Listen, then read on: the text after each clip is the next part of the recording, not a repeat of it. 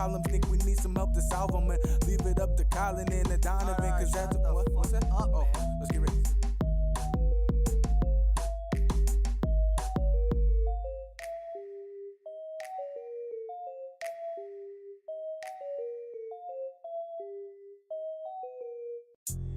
We're back to Salt of the Streets podcast.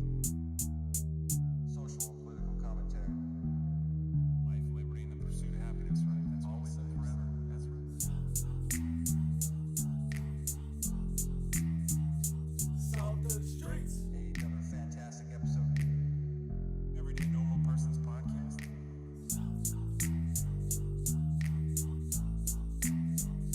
Salt of the Streets. Upper left or the upper left? Just upper left.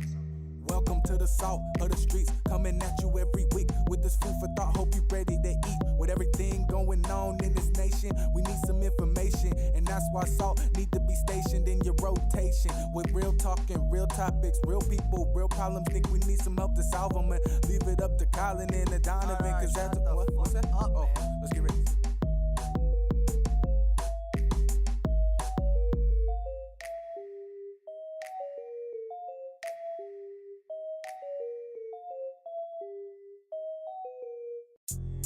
We're back to Salt of the Streets podcast. Social and political commentary. Life, liberty, and the pursuit of happiness, right? That's always and forever. That's right. Salt of the Streets. Another fantastic episode. Everyday Normal Person's podcast.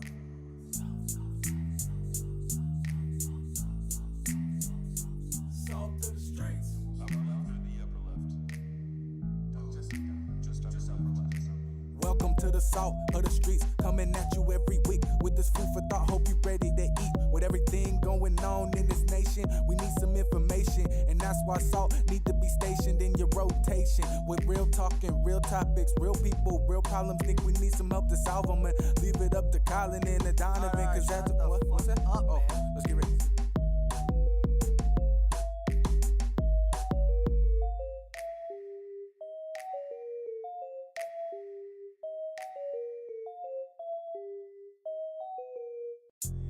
We're back to Salt of the Streets podcast. Social and political commentary. Life, liberty, and the pursuit of happiness, right? That's always and forever. That's right. Salt of the Streets. Another fantastic episode. Everyday Normal Person's podcast.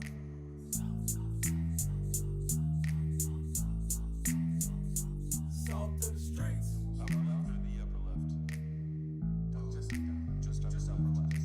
Welcome to the Salt of the Streets, coming at you every week with this food for thought. Hope you ready to eat. With everything going on in this nation, we need some information, and that's why Salt need to be stationed in your rotation. With real talking, real topics, real people, real problems, think we need some help to solve them, and leave it up to Colin and the Donovan, cause that's what's that? Oh, let's get ready.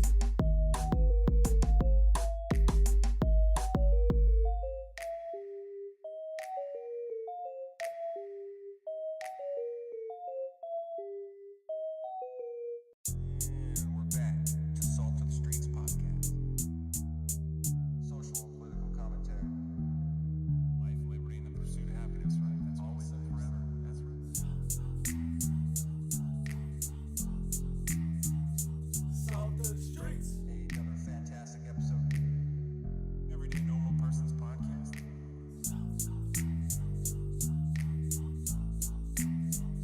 Salt of the Streets. Upper left or the upper left? Just upper left.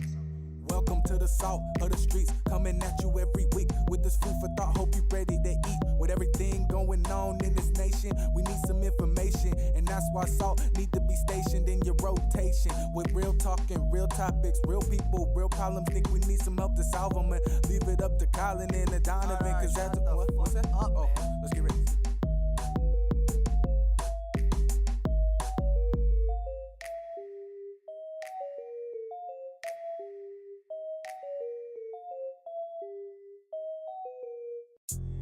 We're back to Salt of the Streets podcast. Social and political commentary. Life, liberty, and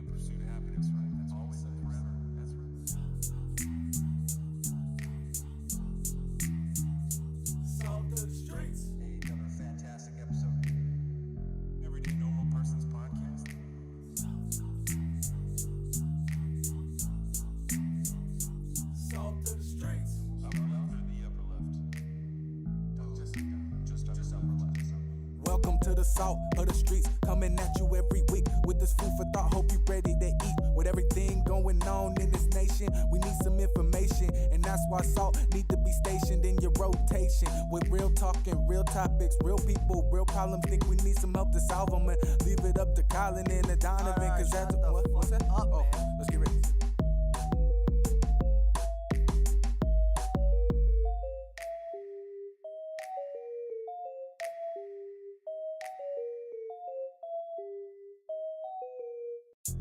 And we're back to Salt of the Streets podcast. Social and political commentary. Life, liberty, and the pursuit of happiness, right? That's always and forever. That's right.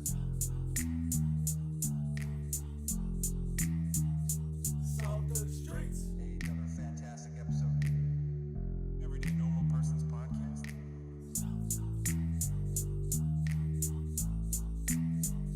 Salt of the streets. Upper left or the upper left? Oh, just upper left. Welcome to the salt of the streets, coming at you every week with this food for thought. Hope you ready to eat. With everything going on in this nation, we need some information, and that's why salt need to be stationed in your rotation. With real talking, real topics, real people, real problems. Think we need some help to solve them, and leave it up to Colin and Donovan, cause that's what's that? Oh, let's get ready.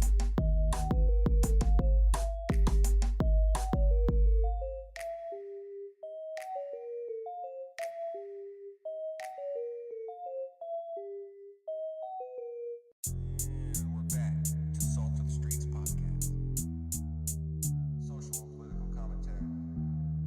Life, liberty, and the pursuit of happiness, right? That's always and forever. That's right.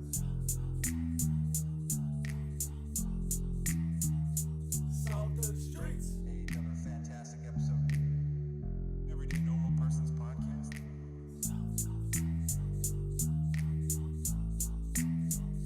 Salt of the streets. Upper left or the upper left? Oh, just upper left.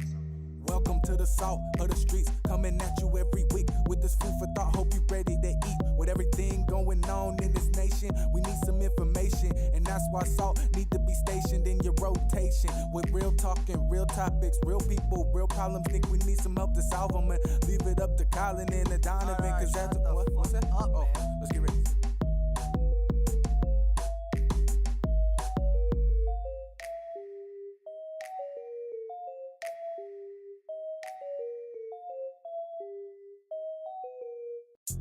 And we're back to Salt of the Streets podcast. Social and political commentary. Life, liberty, and the pursuit of happiness, right? That's always and forever. That's right. Salt of the streets. Hey, another fantastic episode. Everyday Normal Person's podcast.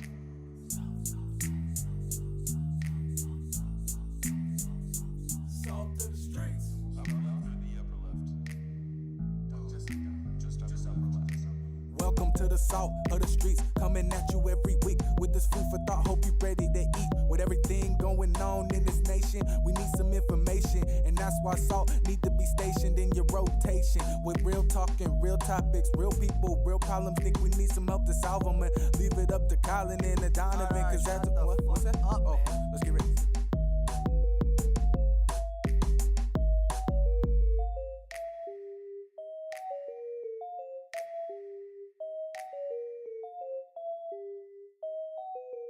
And we're back to Salt of the Streets podcast. Social and political commentary. Life, liberty, and the pursuit of happiness, right? That's always and forever. That's right. Salt of the streets. Hey, another fantastic episode. Everyday Normal Person's podcast.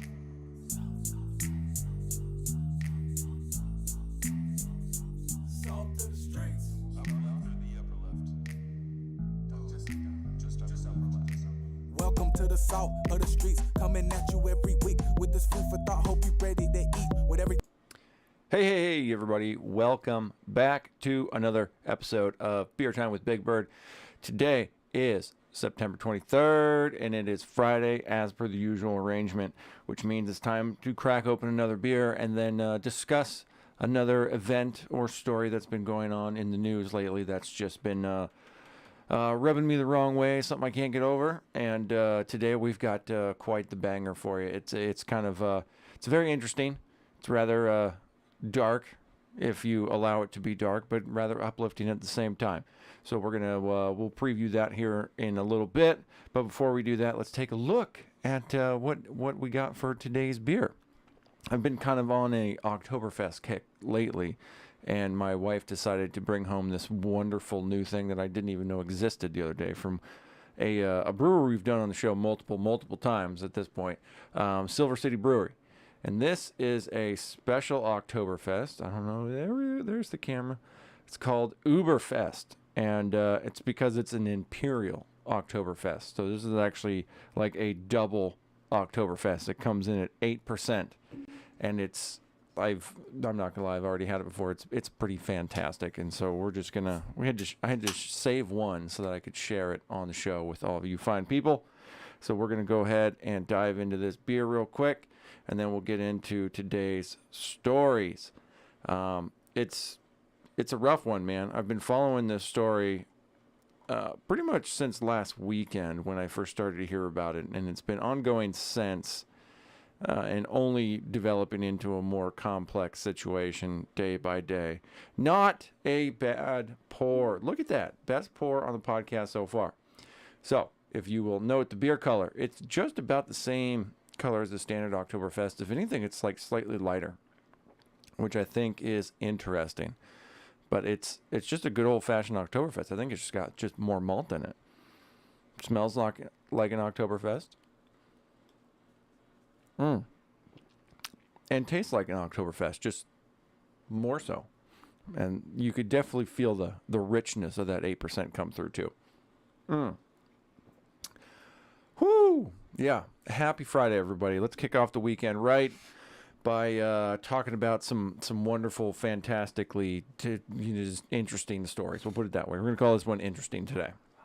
And basically the moral of the story is, all of you handmaiden tale toting feminists in America, you all need to move the fuck over, because we have some real feminism kicking off a possible revolution in Iran, of all places.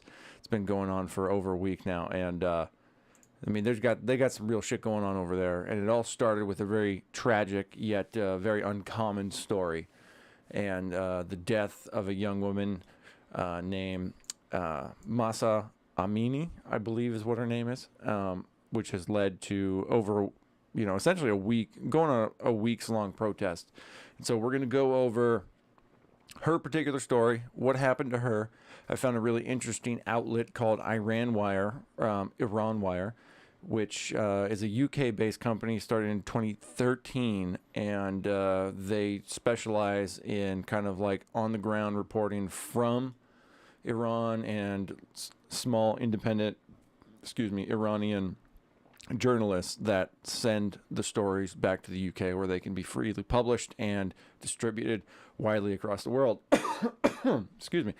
And the reason I picked this particular story is this is the only one I've found that has just about the most contemporaneous and as close to eyewitness recounting of this woman's actual story of what actually happened at the time it happened, within incredibly close proximity. So we're going to start off there. We're going to introduce everybody to the actual story, what happened to this woman. We'll go into why it happened by looking at a little bit of the Iranian morality law surrounding this situation, and then what has essentially happened in the past week since her death, basically getting us up to today. And I've got some great videos from the ongoing protests and stuff that we've pulled from Twitter, so we'll be able to end the show by taking a look at some of the latest videos that are hitting the internet just within the past hour or two.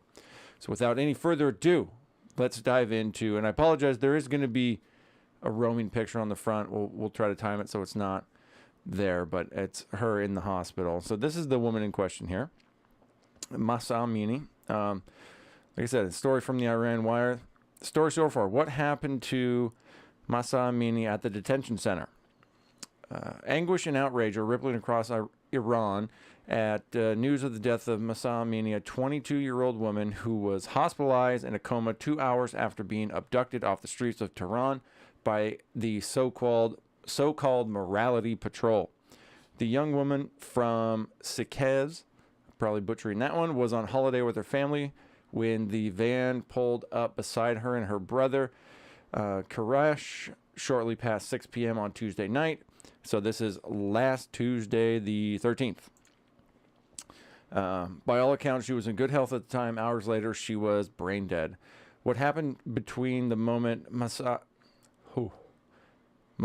was pulled away from her brother and taken for, quote, re-education at a police station in Vizara Avenue, and when she was rushed from that place to Kashra Hospital, remains an unknown quantity. Below is what Iran Wire understands to have happened so far based on information provided by multiple sources. Now, this is, again, these are firsthand accounts reported directly to Iran Wire from people that were supposedly there at the time. But we can only take that with a grain of salt. All we do know for sure is she was alive, was picked up by the morality police, and then died on Friday. So, and that kicked off everything that we're about to go through. So let's just keep going in the story, because I want to just read this whole thing, because it's a really good accounting of what's going on. All the other sources coming out about this they kind of disregard the entire story about it and just kind of assume what happened and just go forward from there. So I want to be sure we cover this. Code 99, Tel Kasra, end quote. That was a message related by Tehran Emergency Service paramedic on the radio at 7:25 p.m. on Tuesday, September 13th. Code 99 is the code used by doctors and medical staff in Iran to indicate a patient is near death. The instruction came when Mahsa was already on her way to the hospital. On the first official form produced on arrival, doctors wrote, in Vizara, Miss Mahsa Amini had a sudden cardiac arrest and the pandemic gave her CPR. One of the other women arrested, quote unquote, by the patrol that night, who asked to be named Sadaf, told Iran Wire, I wasn't in the same van as Mahsa, but we were together in Vizara, and I was there the moment she fell. Quote, they took away our mobile phones and said all of us were to sit on one side of the room. Right after I sat down, I saw one of us fall on the ground and hit her head on the chair. A woman belonging to the morality patrol was standing over her. Quote, she said, repeatedly told everyone to sit down, and now she was just standing there. What's going on? Why are you crying? She's been saying over and over in a severe tone to some of the women who were in tears, but when Mahsa fell, she paid no attention to her. One of the girls who was close to Mahsa went over and took her in her arms. The group tried to revive Mahsa by lifting her, splashing water on her face, or calling on her face and calling to her, but she was unresponsive. The first professional medic, Sadaf said, arrived very quickly. It seemed like they had their own paramedics there. I don't know, because in less than two minutes, one of them was examining Mahsa. Everyone was screaming and crying. The girl who was holding Mahsa in her arms said, be quiet, her blood pressure has dropped. It's nothing at the moment. The paramedic was injecting something in Mahsa's arm, but suddenly he laid her out on the floor and started giving her CPR. I looked at Mahsa's face. He could only see whites in her eyes. We were all horrified. We screamed and shouted, you murderers, you killed her. Now, the official line, the source of Tehran Emergency Service told Iran Wire that one of the paramedics had just happened to be there at that time. Shortly before Mahsa fell, they said a medic had been dispatched by motorcycle to Vizara to attend to a different patient, a man suffering shortness of breath. They arrived just as the incident was unfolding in the re-education room. That's a quote from the official source. They were told, the source said, that Mahsa had suffered a, quote, cardiac arrest. The paramedic did not attend to the previous patient and went to see her instead. A decision was taken The decision was taken on the spot to take Mahsa to the hospital under normal conditions, and in cases when the patient is in a stable condition, emergency services must take the patient to a government or university hospital, but when they're in critical condition, they have to be taken to the nearest medical center. Excuse me. That's why Kasper Hospital was chosen. The scene at the detention center. During Mahsa's CPR, Sadaf said one of the agents shouted, "Everybody out." Everybody rushed towards the agent who was holding our phones. Cat, you need to calm down. I'm trying to read here. Sorry, the cat's attacking me while I'm trying to read. Where was it? Your phones. We took them and went out into the courtyard, but then somebody told the soldiers not to open the doors, and they moved us back inside. Then we saw they'd brought a stretcher and were taking Mahsa away. Before the women... Ow, cat, you are killing me today. You're going to blast air to the face. Go on. Best cat defense. Just a little dust remover. It's pretty sweet. All right, so they're taking it away. Before the women were allowed to leave, Sadaf said their phones were checked to ensure nobody had taken any photos or video of the incident. They were so preoccupied with pictures and videos that they forgot we had asked our families to bring us clothes. They'd taken delivery of the clothes but not given them to us. When I left the building, my dad asked, "Where's the stuff I brought you to wear?" Agents at the station refused to allow the women back inside themselves to collect their belongings. After a long exchange, they eventually went inside and brought them back out to them. When they went back outside, a strange smell was in the air. I really don't understand where that's coming from. I think it's because of the tear gas that they were assuming was used. Quote, "First we thought there'd been a fire somewhere," Sadif said. "We smelled smoke. Then we realized that while we were screaming, our families had been banging on the doors and they'd tear gassed them." So there's like a commonality of like really hardcore, like authoritarian violence going on in the background here. Sadif added that while she was at Vazara, at least, she did not see anyone subject to physical violence. Quote, "They humiliated and insulted us, but they didn't beat anyone. When she fell down and hit her head, the chair, but I didn't see any blood." In the paramedics report by Mahsa, about Mahsa, there was no mention of bleeding, injury, or discoloration to her body. The Tehran Emergency Service source said the paramedic must report bleeding, discoloration, or injuries. In this report, there is no mention of these. And essentially, they tried to say that she suffered a stroke. And that's why, ultimately, she fell and hit her head and then died. But, unfortunately, we'll just go ahead and read this part. Iran Wire spoke to 3 doctors at this. All 3 were emphatic that a, quote, stroke, which is what doctors at Kasara Hospital told the family she had suffered, could not cause the level of discoloring or external bleeding by itself. It indicates instead that Mahsa was struck to the head. This picture suggests a scalp-based fracture. One of the 3 told Iran Wire it manifests in ecchymosis, blood collecting under the skin, around the eyes, called raccoon eyes, or on one or both ears. This results from a severe trauma like an accident or falling from a height. And I don't know, that's one of the pictures of her. You can find lots and lots of pictures of her, but she was very, very, obviously very badly beaten. And the story, presumably, is that after she was picked up by the morality police, she was beaten in the van and probably on the side of the head. She had blood on her ears, as well as everything else before they got her to the facility, in which case she, probably suffered a stroke from being, having blunt force trauma, and then passed out, hit her head, and was in a coma up until, I think, for 2 days after that, and then ultimately died on Friday. Now, the question being, if you are unfamiliar with how it works in Iran, what up, Bilbo Swaggins? Hail, salty boys. You gotta add a Z on the boys. Let's do that. I like that better. Why was she picked up? Now, it's unclear as to what she was wearing at the time, but I'm only going to assume that she was not following this incredibly backwards morality code that they have for women in Iran. And this is actually from the actual law itself. I'll go ahead and read some of this. In the law, women face restrictions on dress and severe punishment for violations. The Islamic Republic mandated wearing head coverings or hijab in public. Violators face punishments that include up to 2 months in prison, fines of up to 500,000 riyals, and up to 47 lashes, 74 lashes. I have dyslexia apparently. In practice, 74 lashes. Who's doing punishment and lashes these days? I guess the Islamic Republic of Iran.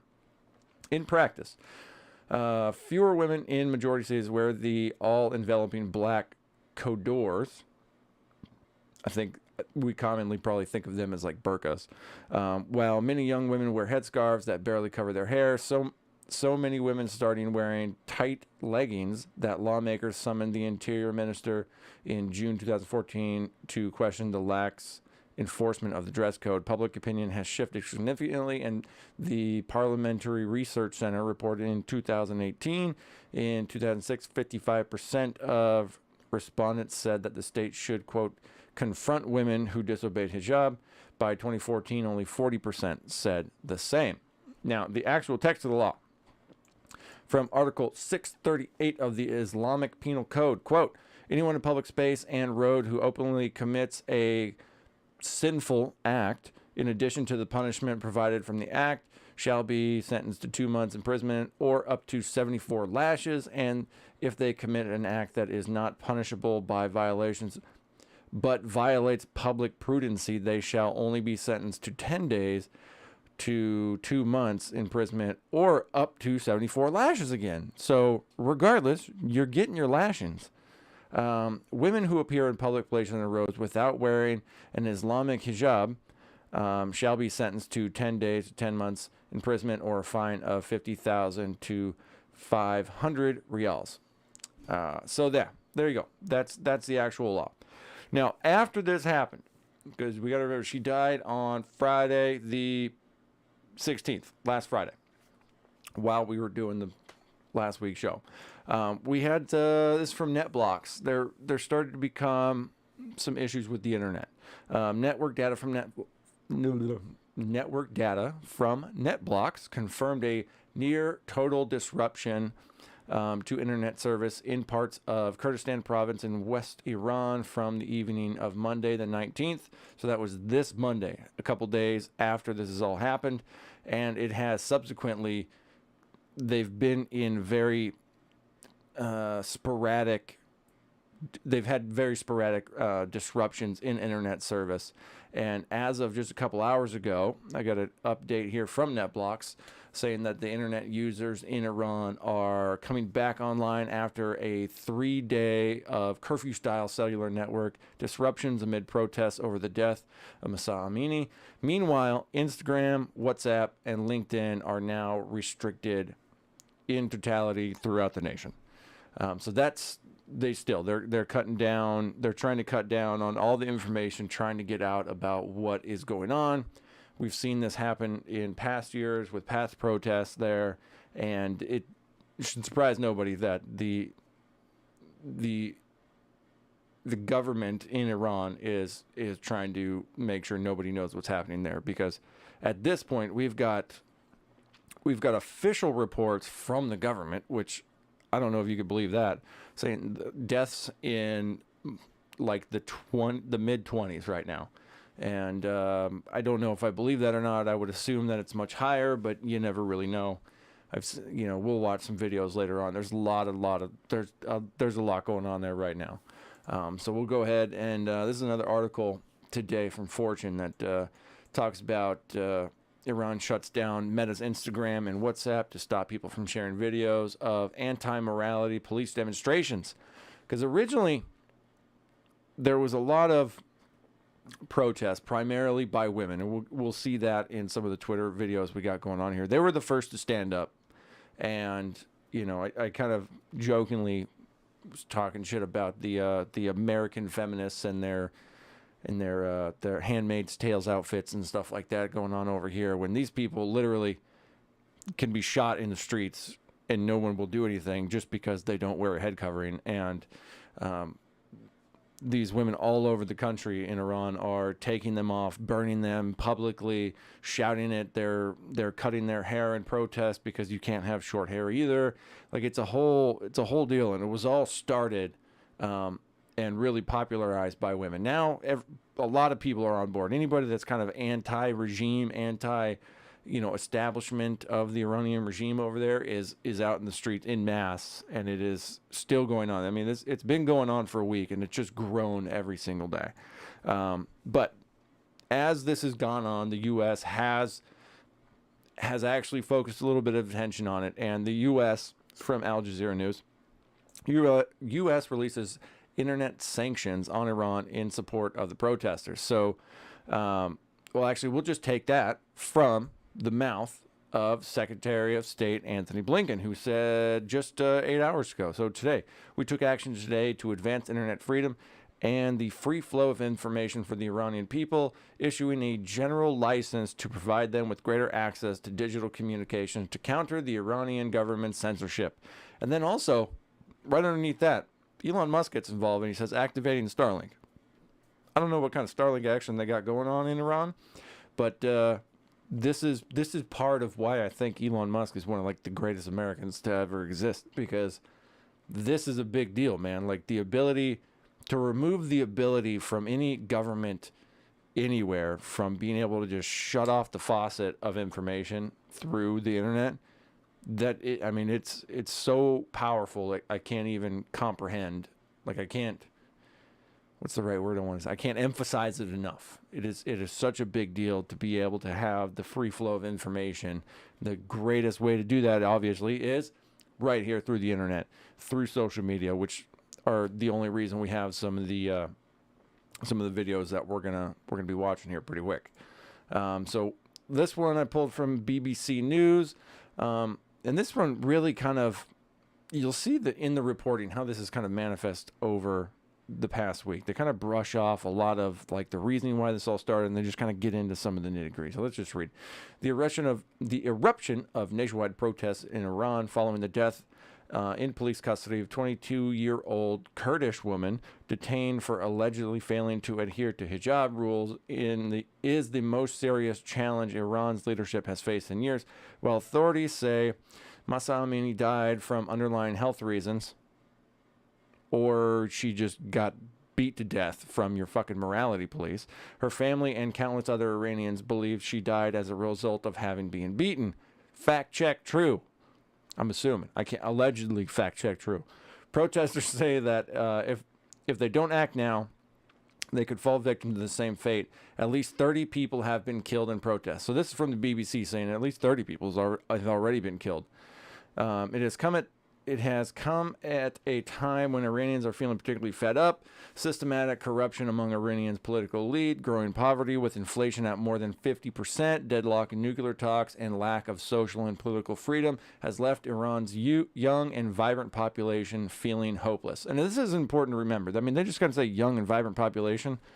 Most people don't realize this, but modern day, like Tehran, the capital of Iran, like the subways, I mean, big, tall buildings. I mean, it's a very modern city. It's a gorgeous city. The people there are, everybody's got smartphones. I mean, it is a modernized Eastern city. It's not a Western city, obviously, because it's an Islamic Republic. But I mean, this is not some, backwater tribal town. I mean, this is a very modernized 21st century nation. They just work different than we do.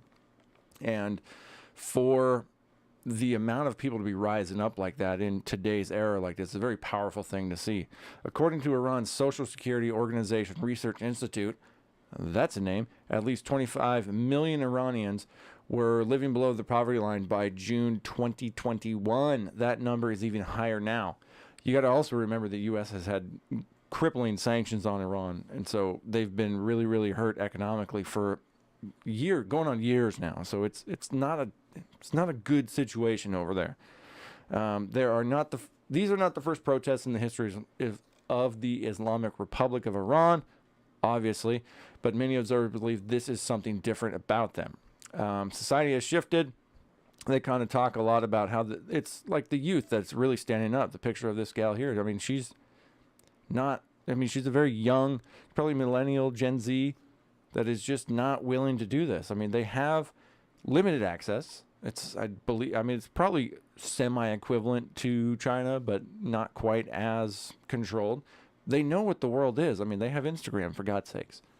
You know, it's like they know what this is, and to have to be suppressed with your, you know, just your basic freedom of expression like that, and every time you walk outside, you have to cover yourself up. I mean, it's backwards, man. You can't have modern technology and access and visible society to, you know, to open Western society like that and freedoms and not feel the oppression that is obviously taking place to you.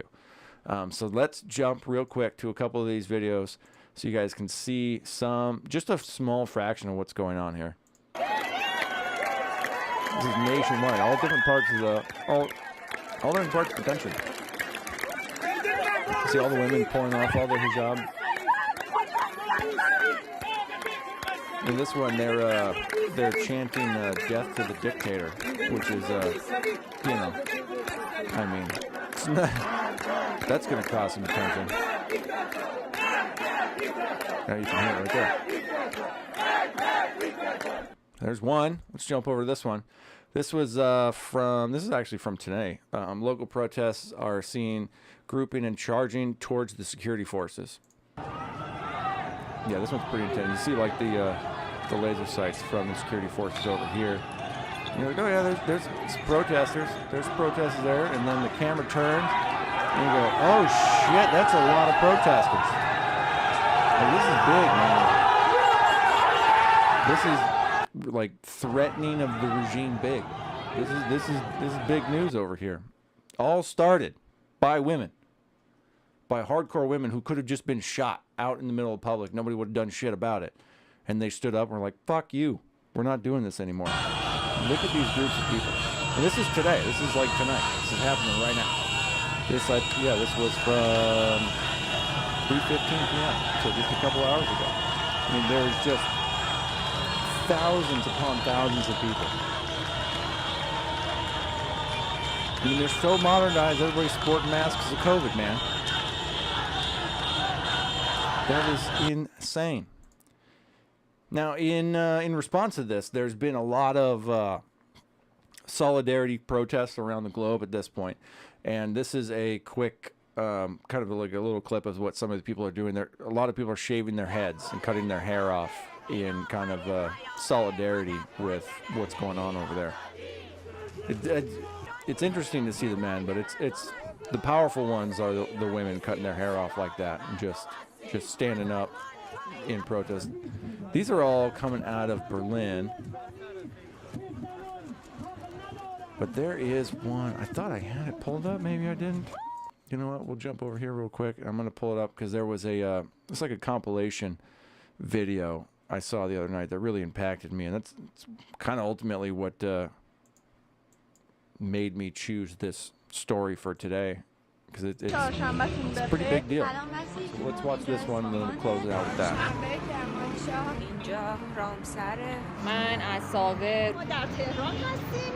All women walking around without head coverings throughout Iran.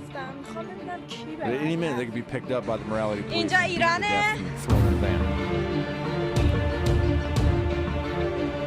Big deals, man. And so they're confronting people on like the subway. Some of this stuff gets pretty savage, man. A lot of these guys, I mean, it's, you know, this guy said, it's the law, it's the law. Well, this is what they will do to you, right there. They'll beat you and throw you in a car. Random strangers will come yell at you because you're not wearing a hijab. Which, I mean, you know, that's kind of what that, like that right there. That is aggressive, man. That's a problem. Not you're yelling at them. Saying, we martyred for this. What are you doing?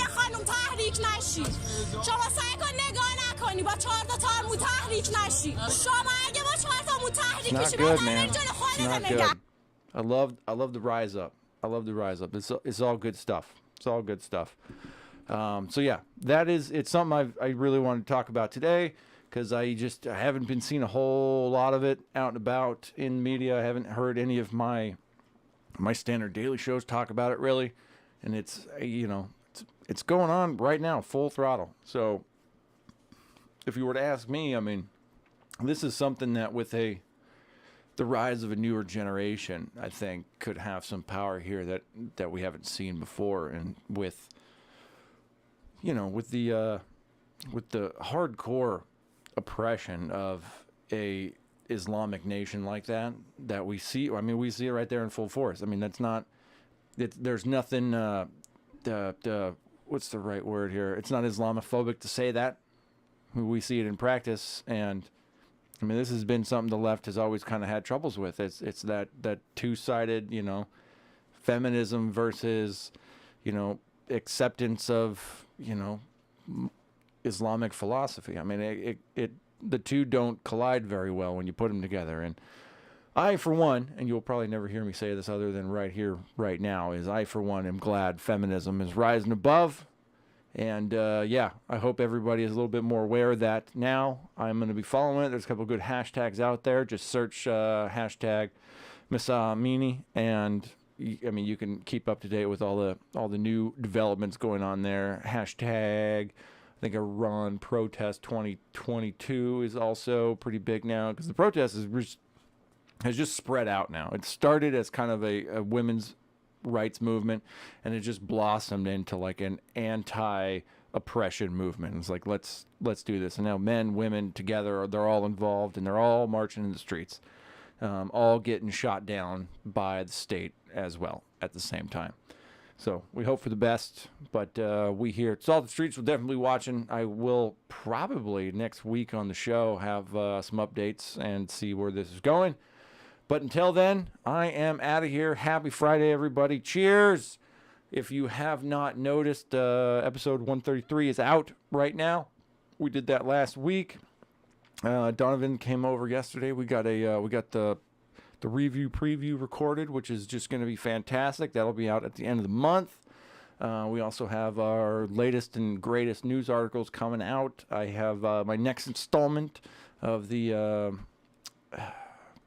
anarchist writings that I'm doing. That's going to be coming out.